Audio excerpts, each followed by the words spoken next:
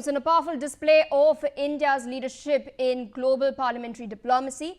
Prime Minister Narendra Modi has met and interacted with delegates from several Commonwealth countries during the 28th Conference of Speakers and Presiding Officers of the Commonwealth at the Parliament House complex.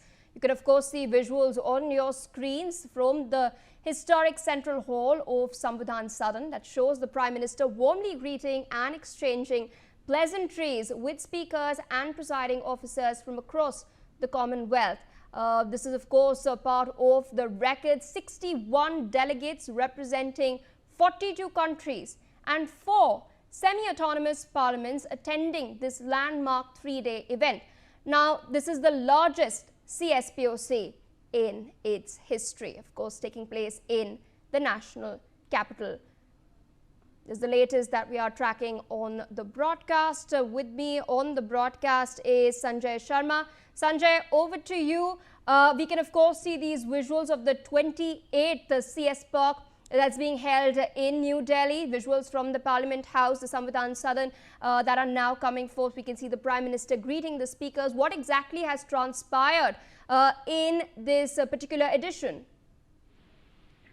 देखिए, बड़ा मौका था। भारत ने तीसरी बार इस CSPOC conference को hold किया है और होस्ट किया है। जिस तरीके से प्रधानमंत्री नरेंद्र मोदी ने अपना इनॉग्रल स्पीच दी है, वो सबसे बड़ी बात ये दर्शाती है कि भारत दुनिया का सबसे बड़ा लोकतांत्रिक देश है और कॉमनवेल्थ में जितने देश हैं उन सबको आगे का रास्ता भी दिखा रहा है। चाहे कोविड का टाइम हो, चाहे उसके बाद का टाइम हो, भारत ने कई सारे ऐसे इनोवेटिव स्टेप उठाए जो कि कॉमनवेल्थ देशों के लिए एक तरह से माइलस्टोन साबित हुए हैं। चाहे कोविड का टाइम था, भारत ने लगभग 150 देशों को अपने देश में बनी वैक्सीनें और कोविड की दवाइयां दी। इसके अलावा भारत ने खुद ने भी लोकतंत्र के रास्ते पर, डेमोक्रेसी के रास्ते पर आगे बढ़ते हुए चौथी सबसे बड़ी अर्थव्यवस्था होने का गौरव प्राप्त किया है और देश में विकास किया है। भारत की जो स्थिति थी, भारत ने 47 में जब आजादी हासिल की थी, तब लोगों को आशंका थी कि भारत क्या इस आजादी को ठीक से इसको संभाल पाएगा, क्या इस देश को विकास कर पाएगा। लेकिन भारत विकास के रास्ते पर भी आगे बढ़ा है और भारत देश की नहीं, दुनिया की सबसे बड़ी चौथी इकोनॉमी बनी है। स्टील में भारत दुनिया का दूसरे नंबर का सबसे बड़ा देश बना है।